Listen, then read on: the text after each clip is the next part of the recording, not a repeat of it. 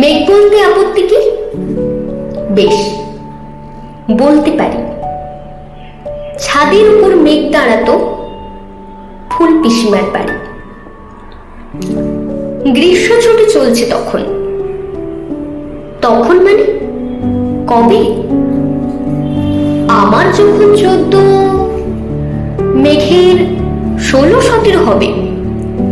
ছাদের থেকে হাতছানি দিত, ক্যারাম খেলবি?